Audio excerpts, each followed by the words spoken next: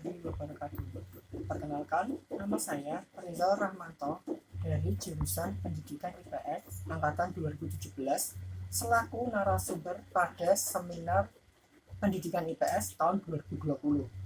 Nah, di sini saya dan kelompok saya mengambil judul Hamemayu Hayuning Bawono dalam pelaksanaan pengelolaan lingkungan berbasis kearifan lokal di Jawa. Dalam menyusun penelitian ini, saya tidak melakukannya sendiri. Saya dibantu oleh kelompok 6 yang beranggotakan Fitriana Anissa, Yuni Fitriani, Lutfiani, dan juga Elisa Putri.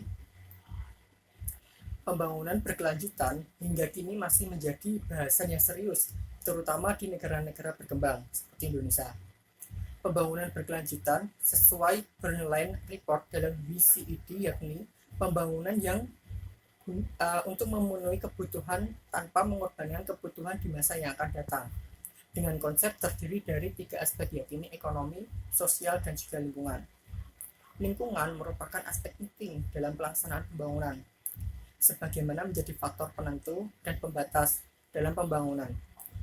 Undang-Undang Nomor 32 Tahun 2009 tentang Perlindungan Pengelolaan Lingkungan Hidup yang mencakup kesatuan ruang dengan semua benda, daya, keadaan, dan makhluk hidup termasuk juga manusia. Isu lingkungan hidup yang kini ada di negara berkembang seperti Indonesia tidak tentunya menyadarkan pentingnya keberlanjutan lingkungan untuk kesejahteraan manusia. Nah, isu lingkungan ini berkaitan dengan kemerosotan keanekaragaman hayati, sumber daya alam, menimbulkan pencemaran lingkungan, pemanasan global, perubahan iklim, dan akan menimbulkan bencana. Menurut Rihmawati, kerusakan lingkungan merupakan tindakan yang menimbulkan perubahan-perubahan yang langsung ataupun tidak langsung terhadap sifat-sifat fisik atau hayati. Tidak berfungsi lagi dalam menunjang pembangunan lingkungan dan berdampak pada terganggunya keseimbangan ekologi. Di Indonesia, terdapat sejumlah permasalahan lingkungan yang menjadi pekerjaan baik pemerintah pusat maupun daerah.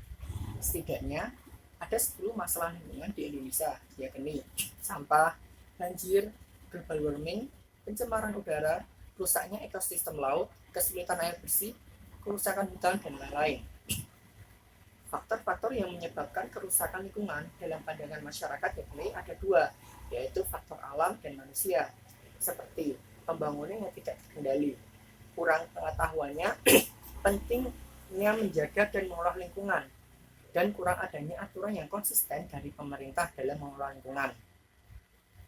Sebenarnya, di Indonesia ada banyak cara masyarakat dalam mengelola lingkungan dengan mengedepankan asas sustainable development dan juga kearifan lokal. Masyarakat Jawa misalnya, terdapat konsep kearifan lokal yang sudah lama ada yang disebut sebagai Hamemayu Hayuning Bawono. Konsep ini adalah filsafah hidup yang menjadi pedoman dalam tingkah laku masyarakat Jawa. Konsep ini memaknai adanya hubungan harmonis antara Tuhan, alam semesta, dan manusia. Hamemayu Hayuning Bawono menjadi salah satu cara dalam pengelolaan lingkungan. Salah satu kelompok masyarakat yang konsisten menggunakan konsep ini adalah sedulur sikep atau suku Samin. Suku Samin atau yang dalam istilah lain adalah sedulur sikep adalah gerakan petani yang muncul karena adanya faktor ekonomi, yakni ketidakadilan kolonialisme Belanda oleh masyarakat.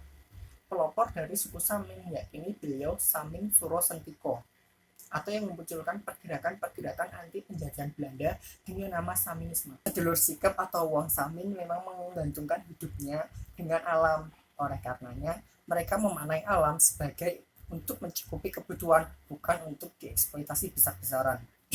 Sedulur sikep tidak suka dipanggil Wong Samin, karena di era kolonialisme Belanda, arti dari Wong Samin adalah orang yang tidak tahu aturan, suka melakukan pembangkangan, dan tidak mau membayar pajak. Padahal mereka menolak untuk membayar pajak karena hanya akan menguntungkan pihak Belanda saja. Masyarakat sedulur sikep menyebut alam yang ditempati saat ini adalah alam dunia, sedangkan alam yang akan ditempati nanti adalah alam kelanggengan atau abadi. Kemudian Wong Samin dalam alam semesta menyebut sebagai jagat gede, sedangkan diri manusia adalah jagat cilik. Pada hakikatnya kedua hal tersebut sama, di mana jagat cilik merupakan gambaran untuk jagat gede. Dalam mengelola lingkungan, sedulur sikap memang menganggap bumi layaknya ibu mereka sendiri, yaitu ibu yang dimimi. Hal tersebut karena bumi memberikan penghidupan bagi suku Samin. Oleh karenanya, suku Samin harus membalasnya dengan cara mengelola lahan dan menanam pohon dengan cara yang semestinya. Suku Samin tidak melakukan eksploitasi secara berlebihan dalam pemanfaatan alam sekitar. Sebagai contoh, hanya mengambil ranting atau kayu yang sudah jatuh. Hal tersebut karena sedulur sikap atau suku Samin meyakini adanya karma, terutama dalam pengambilan sumber daya alam yang besar-besaran. Kecintaan masyarakat sedulur sikap atau suku Samin terhadap alam yang sangat kuat ditunjukkan dengan upaya untuk tetap melestarikan alam, yakni dengan penolakan dan perlawanan terhadap adanya pembangunan pabrik semen Gresik pada pertengahan tahun 2008.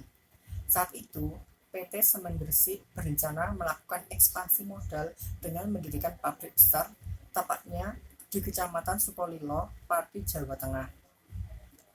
Reaksi dari masyarakat sedulur sikap atau suku Samin saat itu langsung menolak dengan keras karena kars di sekitaran Gunung Kendeng merupakan sumber ekologi dan akan mengancam mata pencaharian petani suku Samin atau sedulur sikap. Seperti yang diketahui, Pegunungan Kendeng merupakan tandon air raksasa bagi resapan hujan yang telah mengairi hampir 16.000 hektar lahan pertanian. Masyarakat sedulur sikap atau suku Samin menyadari habisnya atau adanya isi kekayaan alam adalah tergantung dari pemakainya itu sendiri, yakni manusia. Jika pemakainya menggunakan dengan secukupnya dan dengan berhati-hati, maka kekayaan alam tersebut akan selalu ada. Itulah alasan sedulur sikap sangat memuliakan alam, karena lestarinya alam juga berarti lestari pula lah kehidupan manusia. Pada akhirnya, konsep pembangunan yang berasaskan dari nilai-nilai kearifan lokal sangat penting. Hasil dari adanya aturan-aturan yang dibuat suatu kelompok masyarakat tradisional dalam menjaga alam tidak kalah dengan apa yang dilakukan oleh pemerintah saat ini. Bahkan, kajian-kajian dari pemerintah banyak mempelajari dari apa yang sudah digariskan oleh beberapa tokoh atau beberapa kelompok masyarakat tradisional di Indonesia, seperti contohnya suku Samin atau sedulur sikap. Nah, mungkin untuk presentasi pada kelompok 6 perwakilan dari saya sendiri, saya cukupkan sekian. Terima kasih, saya akhiri. Wassalamualaikum warahmatullahi wabarakatuh.